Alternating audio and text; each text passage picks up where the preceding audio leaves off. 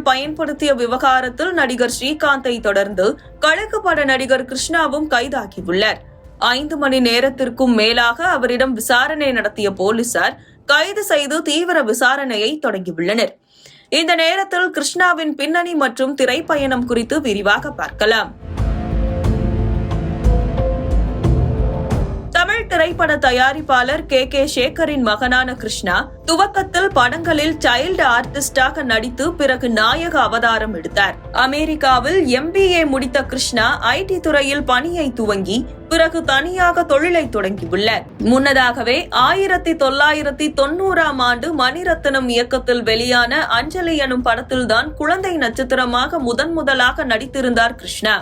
நடிகர் ரஜினிகாந்தின் தளபதி திரைப்படத்தில் சிறுவயது ரஜினி பாத்திரத்தில் கிருஷ்ணா நடித்திருந்தாலும் படத்தின் நீளம் கருதி காட்சிகள் இடம்பெறவில்லை.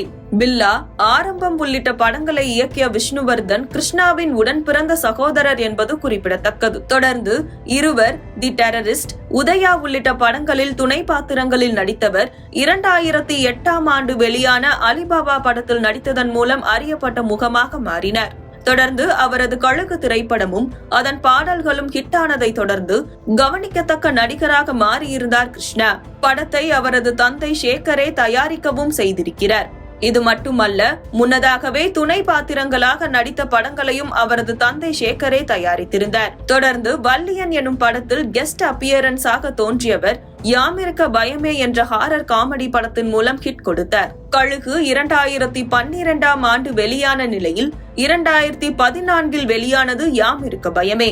அடுத்தடுத்ததாக வன்மம், யாக்கை, பண்டிகை, நிபுணன், விழித்திரு உள்ளிட்ட படங்களில் நடித்தவர். மாரி 2 மற்றும் கழுகு 2 படங்களில் மீண்டும் கவனம் ஈர்த்தார். தயாரிப்பாளராக தெலுங்கு மற்றும் தமிழில் தொலைக்காட்சி தொடர்களையும் நடத்தியுள்ளார். ஒட்டுமொத்த திரைப்பயணத்தில் கழுகு மற்றும் யாமிருக்க பயமே படங்களே கிருஷ்ணாவுக்கு நல்ல ஹிட் படங்களாக அமைந்துள்ளன.